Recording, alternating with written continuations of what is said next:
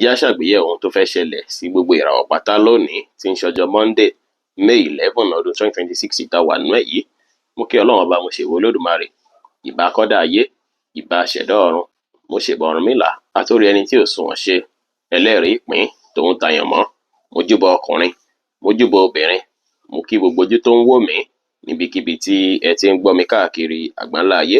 Ẹ̀yin tẹ́ ń wò mí pátá, ẹ bá ń share fídíò yẹn pin kó jẹ́ òlò àtàǹfààní fọ́pọ̀ ènìyàn. Ojú tẹ́ fi ń wò mí ò ní fọ́, bẹ́ẹ̀ ọwọ́ tẹ́ fi ń bá mi share rẹ̀ ẹ ní fi gbọ́mọ sí, ẹ sì ní fi gba lẹ́tà ìbànújẹ́ láṣẹ Ìdùmarè. Ẹ̀yin oníràwọ̀ iná tó kanran yẹn Aries tàbí láàrin March 21 sí April 20, ọjọ́ tòní ọjọ́ tó dára ló jẹ́, ọjọ́ tó sunwọ̀n ló jẹ́, kò sí wàhálà rárá lọ́jọ́ tòní o. Ọjọ́ ìjọ tó ṣe pé ọ̀pọ̀lọpọ̀ yín ẹ máa fẹ́ máa béèrè àwọn ìbéèrè kan lọ́wọ́ ara yín, bí báwo mo ṣe ń ṣègbésí ayé mi sí, ohun ni yín á bẹ̀ sí lékè ń kà, intuition yín máa bẹ̀ sí lọ sókè, á dàbí ìgbà pé èròǹgbà kan sọ sí yín lọ́kàn lọ́tùn lósì lọ́jọ́ tòní, àyà yín máa ga sókè díẹ̀ lọ́jọ́ tòní pẹ̀lú àwọn kan tẹ́ máa rò lọ́tùn lósì, pàápàá àwọn kankan wà tẹ́ fẹ́ gbé ṣe lásìkò ìtẹ́ máa calculate lé lórí pé báwo ni kí n ṣe ṣe, ọ̀nà mo fẹ́ gbé gbà. Àsìkò yìí àsìkò àtúnṣe ló jẹ́, àsìkò yìí kò padà ló jẹ́ fún yín tẹ́ ń lò ràwọ̀ yìí. Tẹ́ bá lè tẹ̀lé ohun tó sọ sí yín lọ́kàn lọ́jọ́ tòní, ohun tó sọ sí yín lọ́kàn yín máa guide yín, á tọ́ yín sọ́nà tààrà, ọ̀nà tó máa gbà ran ìgbésí ayé yín lọ́wọ́. Àsìkò ìjẹ́ àsìkò tó ṣe é pé ó dára kí ẹ fi ọwọ́ ọ̀rọ̀ lẹ tèní, bó tiẹ̀ ṣe táìmù díẹ̀ kẹ́ fi bẹ́ẹ̀ lẹ́dàá yín sọ̀rọ̀ kẹwàá lẹ́yìn nìkan kẹ́ fi jíròrò pẹ̀lú Ọlọ́run ọba tó dá yín nípa nǹkan tẹ́ ń fẹ́, nípa ìyípadà tẹ́ ń béèrè fún. Àsìkò rere lásìkò yìí jẹ́ tíṣẹ́ máa lọ dáadáa, tí relationship yín náà lọ dáadáa. Ọ̀pọ̀lọpọ̀ yín tẹ́ ń ṣiṣẹ́ tó jọmọ́ iṣẹ́ ẹ̀mí, ọ̀pọ̀lọpọ̀ yín lè rí ṣe dáadáa lọ́jọ́ tòní láì iṣẹ́ eré ó lè wọlé fọ́pọ̀lọpọ̀ yín lọ́jọ́ tòní. Ẹ má jẹ́ kí múdù yín lórí tó rí bákan lọ́jọ́ tòní, torí ọ̀pọ̀lọpọ̀ yín máa ní mood swing. Ẹ má jẹ́ kó affect àwọn tó rọ̀gbà yín ká rárá, kẹfẹ̀lẹ̀ ṣe kí ẹ fọgbọ́n ṣe, ẹ fi ohun tó ń sọ sí yín lọ́kàn kẹ́ fi guide ara yín lọ́jọ́ tòní. White jẹ́ kọ́lọ̀ tó dára jù fún yín láti wọ̀ láṣọ lónìí. Aago 8 kọjá 30 ìṣẹ́jú láàárọ̀ sí aago 11 kù 20 ìṣẹ́jú láàárọ̀ jẹ́ àkókò èyí tó dára jù fún yín tí ń ṣe lucky hour fún yín lénìí. Oníràwọ̀ ẹ̀pẹ̀ alámọ̀ Taurus tàbí láàrin April 21 sí May 20, ọjọ́ oríire báyìí lọ́jọ́ tòní jẹ́. Ọjọ́ tó ṣe é pé ọ̀pọ̀lọpọ̀ àwọn èèyàn máa fẹ́ bàbá yín ṣe, ẹ máa fẹ́ máa ṣàyẹ̀wòye sí nípa àwọn tó yẹ kẹ́yìn gan bá ṣe lọ́tùn lósì. Ọjọ́ tòní ẹ máa rí support tẹ́ ẹ̀ ń fẹ́, ẹ máa rí gbárùkù tí tẹ́ ẹ̀ ń fẹ́. Ọjọ́ tòní ẹ máa wò pé lágbájá yìí ṣẹ́ni dáadáa ni, ṣẹ́ni tó wọ́ọ̀tì kí n trust ni. Ọ̀dọ́ ọjọ́ tòní òṣèjọ́ tó dára rárá fún yín láti fi finú tẹnikẹ́ni, ẹ má finú tán yẹn, má gbára léèyàn rárá, ẹ má fi nǹkan yín sí ìké ẹnikẹ́ni rárá lọ́jọ́ tòní. Ẹ lè bá àwọn èèyàn ṣe freely, ṣùgbọ́n secret yẹn má jẹ́ kó wà lọ́wọ́ wọn. Bẹ́ẹ̀ sì ni ẹ ṣọ́ra ṣe pẹ̀lú àmọ̀ràn lọ́jọ́ tòní. Gbogbo àmọ̀ràn rẹ̀ kọ́ ni kí ẹ máa gbà, gbogbo àmọ̀ràn rẹ̀ kọ́ ni kí ẹ tẹ̀lé, kó má lọ jámọ̀ràn tó lè ṣàkóbá fún ìgbésí ayé yín. Èní ìdára púpọ̀ láti fi rí dájú pé ẹ correct ara yín pẹ̀lú bẹ́ ṣe ń bá àwọn èèyàn ṣe. Tẹ́ bá rí pé àwọn customer yín bẹ́ ṣe ń bá wọn ṣe tẹ́lẹ̀ orí bákan, àbẹ́ ti fìgbà kan ṣe bákan fún customer kan tẹ́lẹ̀, ẹ lè fi ní pẹ́rúfẹ́ ní bẹ́ẹ̀ kẹ́ tún correct ara yín lọ́jọ́ tòní. Ẹ correct bẹ́ ṣe ń bá àwọn èèyàn ṣe, bẹ́ ṣe ń communicate pẹ̀lú àwọn èèyàn, kẹ́sì wo sáàkù tẹ́ ń bá ṣe, àwọn ọ̀rẹ́ tẹ́ ń bá ṣe, àwọn àyíká tẹ́ wà, ṣàyíká yìí tí ó dára, ṣàgbègbè yìí dára fún mi láti máa ṣiṣẹ́, sáwọn tí mò ń bá ṣe, sáwọn tó tọ́ láti máa bá ṣe ní. Ìbéèrè yín léèrè àwọn ìbéèrè yẹn, kẹ́sì sáwọn àtúnṣe tó tọ́ àtàwọn àtúnṣe tó yẹ láti gbáradì fáyé tuntun èyí tó ń bọ̀ lọ́nà fún yín láìpẹ́ ọjọ́ yìí. Ṣé á lọ dáadáa lé ní relationship yín náà lọ dáadáa, iriwo náà lè wọlé fún yín lọ́jọ́ tòní pẹ̀lú. Light blue jẹ́ kọ́lọ̀ tó dára jù fún yín láti wọ̀ láṣọ lónìí. Aago 11 kù 20 ìṣẹ́jú láàárọ̀ sí aago 1 kù ìṣẹ́jú 5 ní ọ̀sán jí àkókò èyí tó dára jù fún yín tí ń ṣe lucky hour fún yín lénìí. Oníràwọ̀ afẹ́fẹ́ aláwàdà Gemini tàbí láàrin May 21 sí June 21, ọjọ́ tòní ọjọ́ tó lè rí bákan ló jẹ́ o. Ọjọ́ tó ṣe é pé àwọn kankan máa wọ̀nyí lọ́kàn, tó ṣe é pé ẹ fẹ́ ṣe lórí ọ̀rọ̀ iṣẹ́ yín, tó ṣe é pé ọ̀nà lè má gbàbẹ̀ rárá. Ẹ má sì torí pé kíní ìhùn mi, ó mi kí n falẹ̀ mọ́ṣẹ́ mi báyìí, ó mi kí n ṣe nǹkan yìí báyìí, ó mi kí n sáré ṣe nǹkan báyìí lórí iṣẹ́ mi. Ẹ má sì torí ẹ̀ lè fẹ́ kánjú ṣe, àbẹ̀fẹ́ yára ṣe kó má bàa jẹ́ nǹkan tó ṣe é pé nǹkan tó ń wùn yín kó má affect yín lọ́jọ́ tòní. Ohun tó ń mọ̀ ò ní pọmọ láṣẹ Ọlọ́run bá, ohun tó ń wùn yín ò ní pa yín láṣẹ Ìdùmarè. Ẹ kíyèsára dáadáa lọ́jọ́ tòní. Gbogbo nǹkan tẹ́ bá ń gbà lérò pé ó wùn yín láti ṣe, ó gbẹ̀kọ́ ní kẹ́ ṣe, ó jára kẹ́ tọ̀ àwọn onímọ̀ lọ kẹ́ ṣe ìwádìí bó ti tó àti bó ti yẹ. Ẹ̀yin tẹ́ fẹ́ ṣe ìwádìí onírúurú láǹfààní àti kàn sí wa ní WhatsApp 09033897161. Ọjọ́ tòní ẹ rí dájú pé ẹ fẹ̀lẹ̀ ṣe lórí ọ̀rọ̀ iṣẹ́ yín. Ẹ ṣe ní jẹ̀lẹ̀kẹ́, ẹ sì má ṣe kọpí rárá. Ẹ má kọpí lágbájá, ẹ má kọpí tàmẹ̀dù, ẹ má ní nǹkan tí lágbájá fẹ́ ṣe lèmi náà máa ṣe, nǹkan tí tàmẹ̀dù ṣe lèmi náà máa ṣe, kíṣẹ́ mi lè lọ dáadáa. Irọ́, ẹ̀sìn nǹkan yín pẹ̀lú opinion yín gangan ló dára. Èní ìjọ́jọ́ tó ṣe é pé ẹ gbọ́dọ̀ kánjú pinnu àbí yára gbé ìgbésẹ̀ lórí ohunkóhun rárá. Bẹ́ẹ̀ sì ni àwọn kankan lè wáyé lọ́jọ́ tòní tó lè dàbí nǹkan tí ó lè má jẹ́ kí inú yín fi bẹ́ẹ̀ dùn ní àyè iṣẹ́. Ẹ rí dájú pé ẹ ṣe prayer dáadáa kí inú yín dùn, káyọ̀ yín kún, kíṣẹ́ lọ dáadáa. Kẹ́nikẹ́ni má dojú yín bolẹ̀, kẹ́nikẹ́ni má insult yín níbi iṣẹ́. Gbogbo nǹkan wọ̀nyí kí ẹ ṣe prayer lé lórí. kó má sí wàhálà kó má sí ìdààmú. Kò dára rárá lọ́jọ́ tòní kẹ́ personal pẹ̀lú ẹnikẹ́ni pẹ̀lú ọ̀rọ̀ iṣẹ́ ẹ má daṣẹ́pọ̀ pẹ̀lú èèyàn lénìí kò dára rárá. Iṣẹ́ lè rí bákan lénìí ṣùgbọ́n relationship yẹn á dára. Ire owó náà lè rí bákan lọ́jọ́ tòní. White jẹ́ kọ́lọ̀ tó dára jù fún yín láti wọ̀ láṣọ lónìí. Ìta mẹ́nubà ya activation ọwọ́ rọ̀lẹ́ báyìí ló ṣeéṣe kó bọ́ sí jù ọwọ́ rọ̀lẹ́ ló ṣeéṣe kí àwọn nǹkan tó fẹ́ ṣẹlẹ̀ lọ́rọ̀ iṣẹ́ yìí kó wulẹ̀ wáyé jù rẹpẹtẹ. Aago kan kù ìṣẹ́jú 5 ní ọ̀sán sí aago 3 kọjá ìṣẹ́jú 10 ní ọ̀sán jẹ́ àkókò èyí tó dára jù fún yín tí ń ṣe lucky hour fún yín lénìí.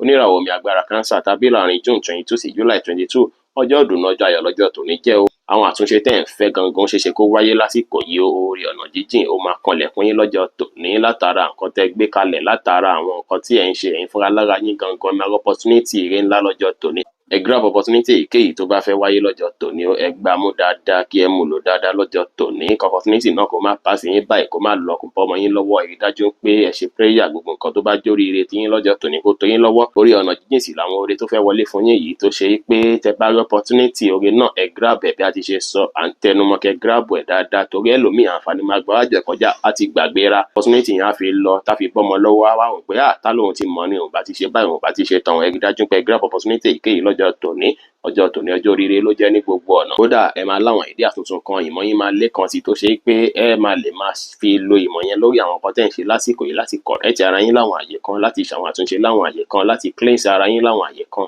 Iṣẹ́ á lọ dáadáa lé ní relationship yín náà lọ dáadáa ire owó náà lè wọlé fún yín dáadáa lọ́jọ́ tòní. Lavender jẹ́ kọ́lọ̀ tó dára jù fún yín láti wọ̀ láṣọ lónìí. Aago 3 kọjá ìṣẹ́jú 10 lọ́sàn sí aago 5 kọjá ìṣẹ́jú 15 ní ìrọ̀lẹ́ jẹ́ àkókò èyí tó dára jù fún yín tí ń ṣe lucky hour fún yín lénìí. Oníràwọ̀ iná tó gbóná rere Leo tàbí láàrin July 23 sí August 22 ọjọ́ tòní. Ọjọ́ ayọ̀ ọjọ́ ìdùnnú ló jẹ́ ọjọ́ oríire ló jẹ́ pẹ̀lú ọjọ́ ìjọyọ̀ tó ṣe yí pé ìbáṣepọ̀ ẹ̀yin àti olólùfẹ́ àwọn ara dáadáa iṣu tó wáyé tẹ́lẹ̀ gbogbo ẹ̀ máa níyanjú ọjọ́ àtúnṣe sì ló jẹ́ pẹ̀lú ọjọ́ tẹ gbọ́dọ̀ jókòó láti ronú jinlẹ̀ nípa ìgbésí ayé yín ọ̀nà wo lẹ fẹ́ tọ̀ kí lẹ fẹ́ ṣe ẹ rò ó kan eegun ẹ rò ó kanlẹ̀kanlẹ̀ nípa báwo mo fẹ́ gbégbà báwo láyé mi ṣe fẹ́ yí padà ẹ correct ara yín pẹ̀lú àwọn kankan èròǹgbà tí ó tọ́ afẹ́ sọ sí yín lọ́kàn dáadáa lénìí ẹ change èròǹgbà náà ẹ change èròǹgbà tí ó tọ́ kúrò nínú ọkàn yín àsìkò yìí àwọn nǹkan tẹ bá rò yìí ó ṣeé ṣe kí ascom ẹ kó bíire kó bí ìpò padà tẹ́ ẹ̀ ń fẹ́ fún yín àsìkò yìí ẹ ní láti wo bẹ ṣe ń ṣe pẹ̀lú olólùfẹ́ yín bẹ ṣe ń ṣe pẹ̀lú mọ̀lẹ́bí bẹ ṣe ń ṣe pẹ̀lú mọ̀lẹ́bí ọkọ bẹ ṣe ń ṣe pẹ̀lú mọ̀lẹ́bí ìyàwó àwọn nǹkan tẹ fẹ́ dàpọ̀ pẹ̀lú èèyàn àbáwọn nǹkan tẹ ti jọ ṣe pẹ̀lú èèyàn ọ̀nà tẹ lè gbé gbà tí nǹkan náà fi improve àsìkò ìjà àsìkò tó ṣe é pé ẹ ní láti fi wọnú jinlẹ̀ nípa ayé yín láti yí àwọn kankan padà àwọn nǹkan tẹ́ ẹ̀ ń fẹ́ kó yí padà dandan àsìkò ìjà àsìkò tó ṣe é pé ẹ ní láti ṣàtúnṣe lé wọn lórí kẹkọrẹ ti ara yín láwọn kankan tó bá ṣe é pé ẹsẹ èèyàn kan náà ní ẹ rí dájú pé tọrọ àforíjì káàrin yín lè gún régé kó má bàa sí wàhálà kó má bàa sí ìdààmú ọjọ́ tó dára ló jẹ́ tó ṣe é pé possibility wà ọ̀pọ̀lọpọ̀ yín kẹrí lọ́kì àwọn oore kan tó ṣe é pé oore ìfà báyìí làwọn oore náà máa jẹ́ lórí tẹ́ ẹ̀ ṣiṣẹ́ fún ọ̀pọ̀lọpọ̀ yín lè ráǹfààní náà lọ́jọ́ tòní iṣẹ́ àlọ́ dáadáa lénìí relationship yín náà àlọ́ dáadáa ní owó náà wọlé fún yín tẹ́ bá tẹ̀lé gbogbo àlàkalẹ̀ tá a sọ yìí pink jẹ́ kọ́lọ̀ tó dára jù fún yín láti wọ̀ láṣọ lónìí aago 5 kọjá ìṣẹ́jú 15 ní ìrọ̀lẹ́ sí aago 7 ní àṣálẹ́ jí àkókò èyí tó dára jù fún yín tí ń ṣe lucky hour fún yín lénìí oníràwọ̀ ìpẹ́ funfun Virgo tàbí láàrin August 23 sí September 23 lákọ̀ọ́kọ́ náà látòwúrọ̀ ọjọ́ tòní títí di bí ọwọ́ ọ̀sán ọjọ́ tòní máa lọ dáadáa gbogbo ìgbà yẹn kò ní sí wàhálà kò ní sí ìdààmú àárín ẹ̀yin àti olólùfẹ́ yín máa gún régé púpọ̀ ṣùgbọ́n lọ́wọ́ rẹ̀ lọ́jọ́ tòní ó gbà kí sára dáadáa ó gbà kẹ́ kílè sára púpọ̀ ó gbà kí ẹ ronú jinlẹ̀ nípa nǹkan ẹ má jẹ́ kí nǹkan tí ó ṣe é pé ẹ̀ tí gbàmú lọ́rùn ọwọ́ tẹ̀tẹ̀ tí ì rí kókó ẹ̀dìmú ẹ má jẹ́ kó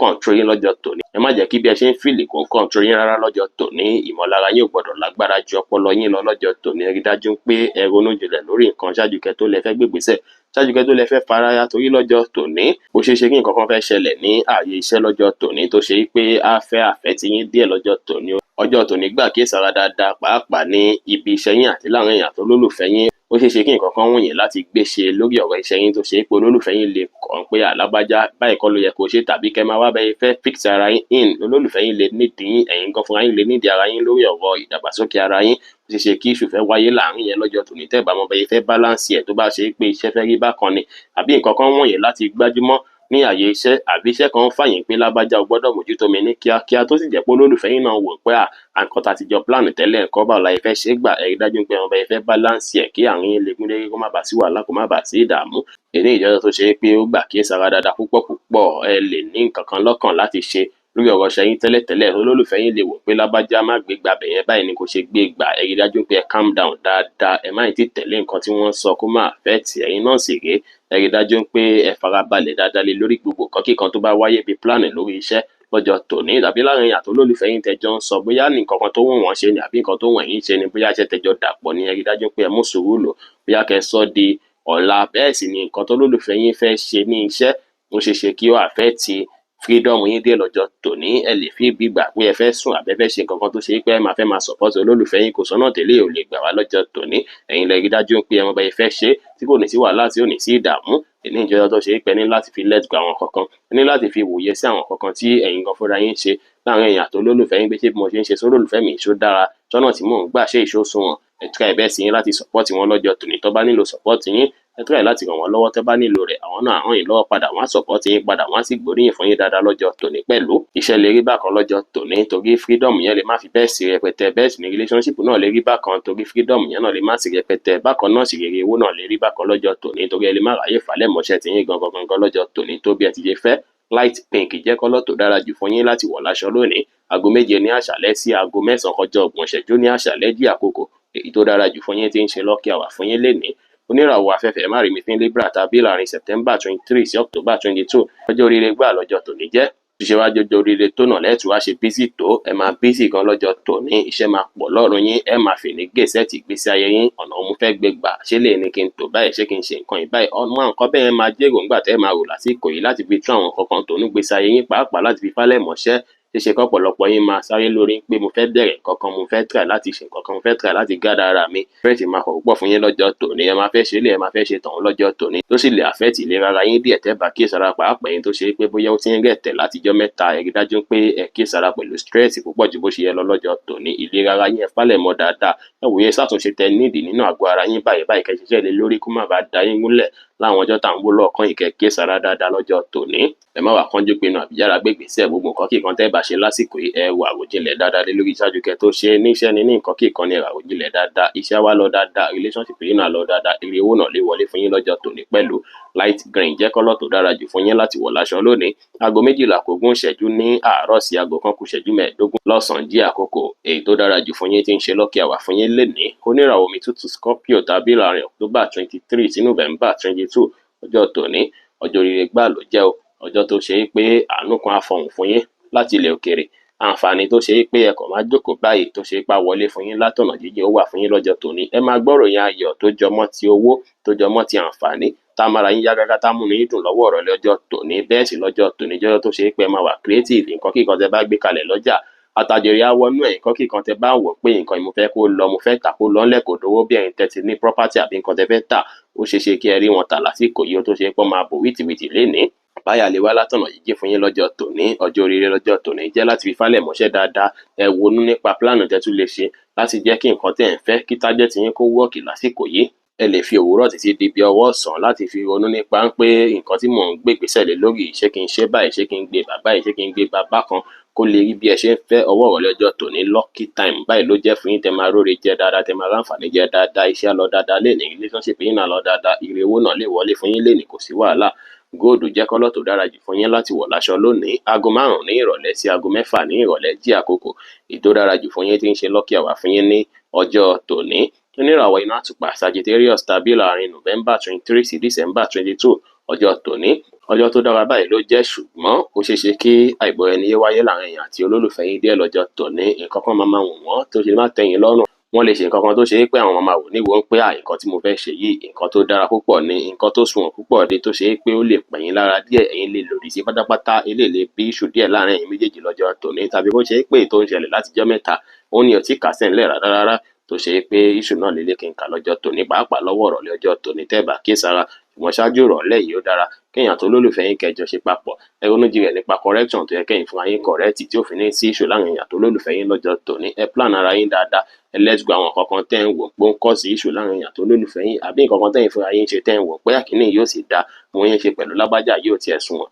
jẹ́ wá mi fẹ́ adjust ara mi láti jẹ́ káàrin wá gúnrégé gbogbo adjustment tẹ́ bá ṣe lọ́jọ́ tòní gbogbo nǹkan tó bá wáyé lénìí láti fi correct àárín yín ni láti jẹ́ kí ayé yín tún balance kí relationship yín kó tún gbalẹ̀ fún àlàáfíà àti ìrọ̀rùn ni èyí ò dára rárá fún ọ̀pọ̀lọpọ̀ yín tẹ́ jẹ́ single láti bẹ̀rẹ̀ relationship tuntun ẹni tẹ́ bá pàdé lénìí ó lè má jẹ́ ẹni tó ṣe é pé ó dára láti fẹ́ òkè kí èsàrà dáadáa lọ́jọ́ tòní ẹ̀yin oníràwọ̀ Sagittarius iṣẹ́ lọ dáadáa tẹ́ bá ráyè falẹ̀ mọ́ṣẹ́ relationship yín lè rí bákan ṣùgbọ́n tẹ́ bá tẹ̀lé àlàkalẹ̀ tí a sọ ìyá rọrùn bẹ́ẹ̀ sì ni owó lè wọlé fún yín lénìí pẹ̀lú white jẹ́ kọ́lọ̀ tó dára jù fún yín láti wọ̀ láṣọ lónìí. Aago 4 kù ìṣẹ́jú 10 ní ọ̀sán sí aago 5 kù ìṣẹ́jú 10 ní ìrọ̀lẹ́ jẹ́ àkókò èyí tó dára jù fún yín tí ń ṣe lucky hour fún yín lénìí. Oníràwọ̀ ìpele eruku Capricorn tàbí láàrin December 23 sí January 19 ọjọ́ tòní ọjọ́ tó tayọ ló jẹ́, ọjọ́ rere ló jẹ́ pẹ̀lú, ọjọ́ tó ṣe pé ẹ ní láti fi wọn bẹ ṣe fẹ́ máa sọ̀rọ̀, ẹ ní láti ronú jinlẹ̀ nípa àwọn ọ̀rọ̀ tẹ́ ti sọ ṣáájú, ọ̀rọ̀ tẹ́ ti sọ sí èèyàn ni, ọ̀rọ̀ tẹ́ ti bára yín sọ ni, bí ẹ ṣe ń ro nǹkan nínú ọkàn yín ni àwọn nǹkan tó ń wá sí yín lọ́pọlọ ni, ẹ ronú jinlẹ̀ nípa rẹ̀,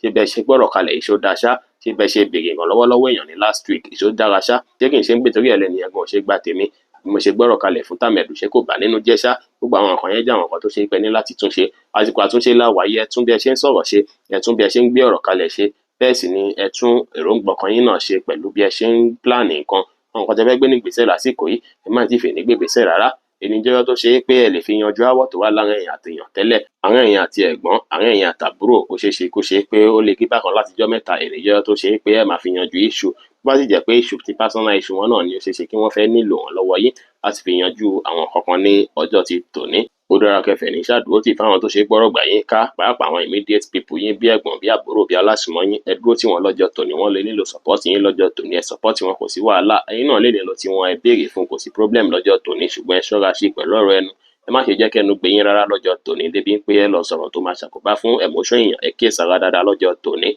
Iṣẹ́ á lọ dáadáa, relationship yín náà lọ dáadáa, ire owó náà lè wọlé fún yín lénìí. Light yellow jẹ́ kọ́lọ̀ tó dára jù fún yín láti wọ̀ láṣọ lónìí. Aago 3 kù ìṣẹ́jú 15 ní ọ̀sán sí aago 4 kù ìṣẹ́jú 15 lọ́sàn-án jẹ́ àkókò èyí tó dára jù fún yín tí ń ṣe lucky hour fún yín lénìí. Oníràwọ̀ afẹ́fẹ́ oníbínú Aquarius tàbí láàrin January 20 sí February 18 ọjọ́ tòní ọjọ́ tí ó dára ló jẹ́, ọjọ́ tó sunwọ̀n ló jẹ́ pẹ̀lú ohun tó ti ń wà lọ́kàn yín látijọ́ yìí, ohun tó ti ń fún yín ní disturb nínú ọkàn yín pé mo fẹ́ ṣe gbá mo fẹ́ ṣàwo. Ó ṣeé ṣe kí ẹ láǹfààní láti ṣe wọ́n lọ́jọ́ tòní, ṣùgbọ́n tó bá dín pé bóyá ẹ fẹ́ ra property kan ni àbí fẹ́ ra nǹkan kan ni, ẹ rí dájú pé ẹ ṣàríwòye sí nípa ẹ̀ dáadáa, ẹ ronú jinlẹ̀ nípa ẹ̀ dáadáa. Ṣé ìgbésẹ̀ tẹ́ fẹ́ gbé ṣé kì í ṣe pé ìgbésẹ̀ tó máa padà fẹ́ kábàámọ̀ lé lórí ni? Ẹ rò dáadáa lọ́jọ́ tòní. Ẹ má gbé ìgbésẹ̀ tó lè affect yín lọ́jọ́ tòní. Ní pàtàkì jùlọ ìgbésẹ̀ tó jọ mọ́tò ọ̀rọ̀ owó, nǹkan kí nǹkan tẹ́ bá fẹ́ fowó ṣe lásìkò yìí ẹ béèrè sí dáadáa ṣáájú kí ẹ tó ṣe, kó má jẹ́ pé ọ̀tá yín á ṣe mistake. Ẹ kíyèsára púpọ̀ lọ́jọ́ tòní. Ẹ má kú gìrì kówó ló nǹkan kan lọ́jọ́ tòní rárá. Ọjọ́ tòní sì jọjọ́ tó ṣe pé ọ̀pọ̀lọpọ̀ yín ó ṣeé ṣe kí ẹ ráwọn àǹfààní láti san àwọn gbèsè kan lọ́jọ́ tòní, tàbí tó bá yẹ pé bùkátà kan wà lọ́rùn yín tẹ́ni fẹ́ gbọ́ tó ti ń jẹ́ kí ẹ máa ronú jinlẹ̀ púpọ̀ látijọ́ mẹ́ta ń gbé báwo mo fẹ́ ṣe ọ̀nà mo fẹ́ gbé gbà. Ó ṣeé ṣe kẹ́ ráǹfààní àti rí bùkátà náà gbọ́ lásìkò yìí. Nǹkan tẹ́ fẹ́ fowó ṣe látijọ́ mẹ́ta ó ṣeé ṣe kẹ́ padà láǹfààní àti rí ṣe lásìkò yìí pẹ̀lú.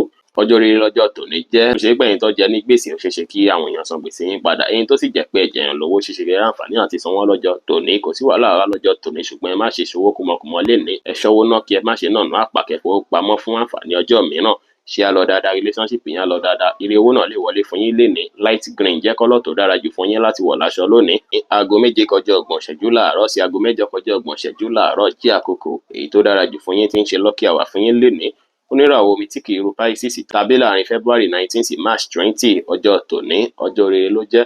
ọjọ́ ayọ̀ ló jẹ́, ọjọ́ ìdùnnú ló jẹ́. Ṣùgbọ́n nínú ilé yín ó ṣeé ṣe ká ìbọ̀rẹ̀ ẹni yé díẹ̀ fẹ́ wáyé o tí ẹ bá kíyèsára dáadáa. Ọ̀nà ìdára púpọ̀ fẹ́yìn tẹ̀ ń lò ràwọ̀ yìí láti jáde lọ láti lọ wá bóyá fẹ́ dá, láti jáde lọ láti lọ wá oore. Nǹkan tẹ́ bá ń ṣe lọ́jọ́ tòní ní iṣẹ́ ni ẹ máa ṣàṣeyọrí lórí rẹ̀. Gbogbo nǹkan tẹ́ bá fọwọ́ bà báyìí gbogbo ẹ̀ pátá ló máa dún fún yín láṣẹ Ọlọ́run bá. Ọjọ́ tòní ọjọ́ ayọ̀ ló jẹ́, ọjọ́ ìdùnnú ló jẹ́. Ẹ máa rí dùnnú lára nǹkan tẹ́ ń ṣe gangan tó mú wọlé fún yín. Lára ọmọ yín ẹ máa rí dùnnú lára àwọn nǹkan tó ṣe pé ẹ̀ ń gbé kalẹ̀ tó jẹ́ pé èròǹgbà tí yín lẹ fi ń gbé kalẹ̀, pàápàá yín tẹ́ ń ṣiṣẹ́ ọwọ́. Ó ṣeé ṣe kọ́pọ̀lọpọ̀ yín kí ẹ rí ìdùnnú níbi iṣẹ́ yín lọ́wọ́ ọ̀rọ̀ lọ́jọ́ tòní, ṣùgbọ́n lówùúrọ̀ ṣáájú ọ̀rọ̀ lẹ́yìn ẹ ó ṣeé ṣe kọ́pọ̀lọpọ̀ yín kẹ́ máa fẹ́ máa tún èròǹgbà yín pa, kẹ́ máa fẹ́ máa wò pé báwo ni reputation mi ṣe fẹ́ da, báwo mo ṣe fẹ́ ní ìdàgbàsókè sí, báwo láyé mi ṣe fẹ́ sunwọ̀n sí. Ọ̀pọ̀lọpọ̀ èròǹgbà ilẹ̀ máa rò láti wò pé ibi tẹ́ ti ẹ̀wà ẹ̀kọ́ ló yẹ kẹ́ ti wà, ó yẹ kẹ́ ti jù báyìí lọ. Èyí ní ìdára láti fi tún èrò ara yín pa. Àwọn kan wo lẹ̀ ń ṣe tó ṣe pé kò tọ́, tó ṣe pé ó affect ìgbésí ayé yín, tó ṣe pé ó ti sọ fún yín tẹ́lẹ̀, tó ṣe pé ẹ tẹ̀lé. Ẹ farabalẹ̀ ṣe lọ́jọ́ tòní kí ẹ wòye sí, kí ẹ sì bẹ̀rẹ̀ sí ṣàtúnṣe. Àsìkò yá àsìkò àtúnṣe ló jẹ́. Ẹ wòye sáwọn nǹkan tẹ́ ti ń ṣe látẹ̀yìnwá, ṣé bó ṣe yẹ kẹ́ máa ṣe nìyẹn ni? Ṣé wà tó yẹ kí n máa wò lélẹ̀ ni? Ṣé mo ṣe ń tọ́jà mi bí yẹ kí n máa tó? Ẹ ṣàtúnṣe ara yín kí gbogbo nǹkan lè lọ dáadáa. Ọwọ́ ọ̀sán mọ́rọ̀ lọ́jọ́ tòní. Èèyàn kan lè ṣe nǹkan tó ṣe pé ó máa fẹ́ dàbí ìgbà pé wọ́n fẹ́ yàn yín jẹ bákan lọ́wọ́ ọ̀rọ̀ lọ́jọ́ tòní, tó ṣe pé ẹni náà lè súnmọ́ yín bíi mọ̀lẹ́bí. Ẹ má fi nǹkan kan sí kí a mọ̀lẹ́bí lọ́jọ́ tòní. Nínú ilé yín náà sì rí, ẹ kíyèsára dáadáa. Ẹ má bẹ ẹnikẹ́ni ní issue lọ́jọ́ tòní. Ó ṣeé ṣe kí ẹ nílò nǹkan kan tí ẹ fẹ́ ṣe ní ìrọ̀lẹ́ ọjọ́ tòní nínú ilé tó ṣe pé a fẹ́ ná yín ní stress tàbí kó fẹ́ ná yín lówó tàbí kó fẹ́ bí kẹ́yìn àtìyàn jọ ní issue díẹ̀ lọ́jọ́ tòní, ẹ kíyèsára dáadáa lọ́jọ́ tòní látara ń pé eléyìí ló wù mí ká ṣe, eléyìí kọ́ ló wù mí ká ṣe, eléyìí lè fẹ́ bí issue díẹ̀ ní ọwọ́ ìrọ̀lẹ́ ọjọ́ tòní, ṣùgbọ́n níbi iṣẹ́ ire á wọlé dáadáa, opportunity á wọlé fún yín dáadáa lọ́jọ́ tòní. Àwọn èèyàn máa gba gbogbo nǹkan tẹ́ bá ń ṣe, wọ́n á gbà, wọ́n á nífẹ̀ẹ́ sí dáadáa lọ́jọ́ tòní. Ọjà tẹ́ bá kólẹ̀ wọ́n lè pò wìtìwìtì ní kíákíá kó lọ ńlẹ̀ lọ́jọ́ tòní. Iṣẹ́ lọ dáadáa, relationship yín náà lọ dáadáa, ṣùgbọ́n tẹ́ bá fọgbọ́n ṣe pàápàá nínú ilé yín ó ṣeé ṣe kí ìfẹ́ rí bákan. Ire owó náà lè wọlé fún yín lénìí pẹ̀lú. Pink jẹ́ kọ́lọ̀ tó dára jù fún yín láti wọ̀ láṣọ lónìí. Aago 6 kọjá 30 ìṣẹ́jú láàárọ̀ sí aago 8 kọjá 30 ìṣẹ́jú láàárọ̀ jí àkókò èyí tó dára jù fún yín tí ń ṣe lucky hour fún yín lénìí. Bí ó ṣe jẹ́ nìyẹn fún gbogbo irúfẹ́ ìràwọ̀ méjìlá tó wà pátá. Ẹ̀yin tẹ́ ń wò mí pátá, ẹ má gbàgbé pé Ọlọ́run bo Olódùmarè nìkan lọ́ba tó ní ìmọ̀ jùlọ. Ẹ̀yin tẹ́ fẹ́ ṣèwádìí onírúurú láǹfààní àti kàn sí wa ní WhatsApp 09033897161. Ire gbogbo ajẹ́ tiwa lónìí, lọ́sẹ̀ yìí, lóṣù yìí àti ní gbogbo ọjọ́ ayé wa láṣẹ Èdùmàrè. Ire o.